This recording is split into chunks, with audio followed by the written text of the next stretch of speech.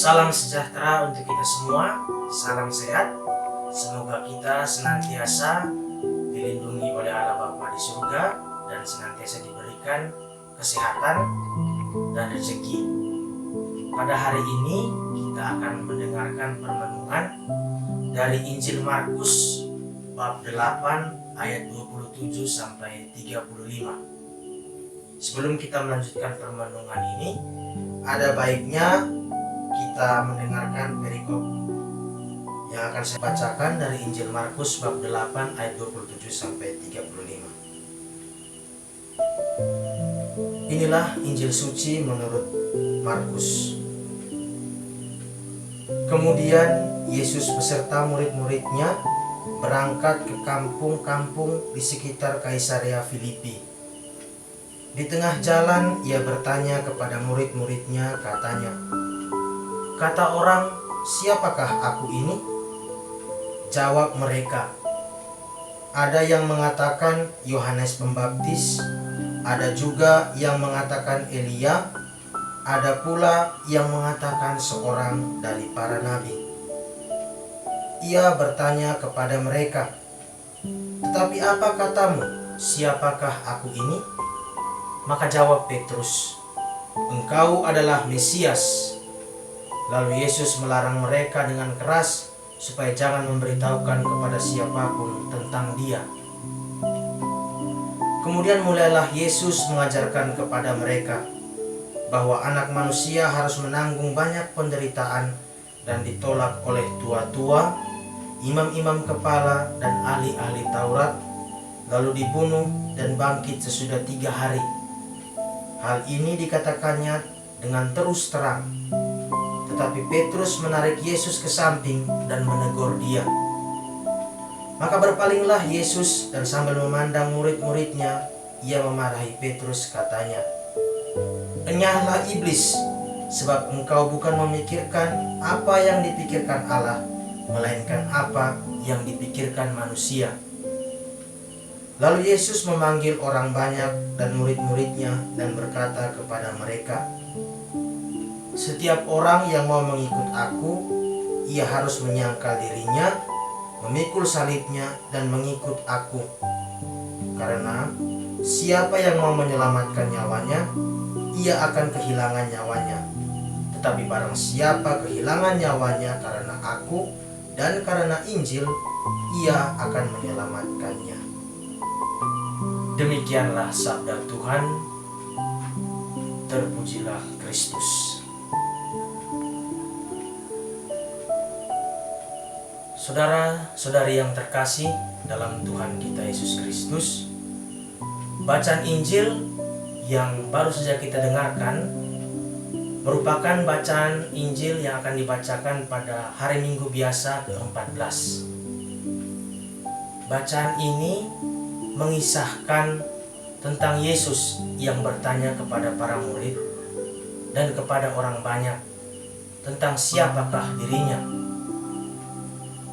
Pertanyaan Yesus yang diberikan kepada para murid ini juga menuntut pemahaman mendalam dari mereka tentang apa yang mereka rasakan atau apa yang mereka temukan ketika bersama-sama dengan Yesus. Seperti yang kita ketahui juga, para murid senantiasa bersama-sama dengan Yesus sewaktu ia mewartakan kerajaan Allah di dunia. Dari pertanyaan Yesus ini kemudian muncul berbagai jawaban, baik itu dari orang banyak yang diketahui oleh para murid dan juga dari para murid sendiri. Jawaban yang mereka berikan beragam. Ada yang mengatakan Yesus itu sama seperti Yohanes Pembaptis, ada yang juga mengatakan Yesus itu sama seperti Elia, dan dari para murid khususnya Petrus mengatakan Yesus ini sama seperti Mesias.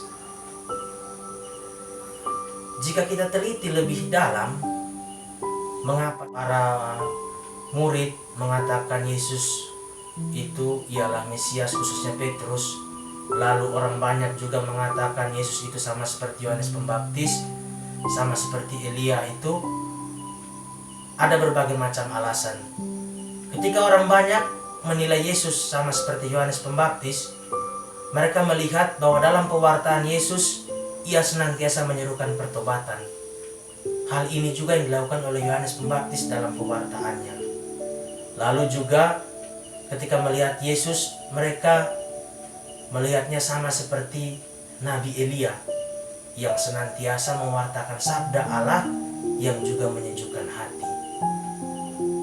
Dan secara khusus yang disampaikan oleh para murid, terkhusus oleh Petrus yang mengatakan Yesus adalah Mesias. Kalau diteliti lagi lebih dalam, sebenarnya Petrus menganggap Yesus sebagai Mesias ini lebih mengarah kepada Mesias yang dalam pandangan politik seturut dengan pemahaman Petrus. Bagi Petrus, Yesus adalah Mesias yang akan membawakan pembebasan kepada mereka, yang akan menjadi raja bagi mereka, di mana kita ketahui bahwa pada masa itu bangsa Israel dijajah juga oleh bangsa Romawi. Maka mereka sangat merindukan Mesias yang akan membawakan pembebasan bagi mereka. Dan inilah paham Petrus sebagai salah seorang dari murid Yesus yang mengatakan bahwa Yesus adalah Mesias.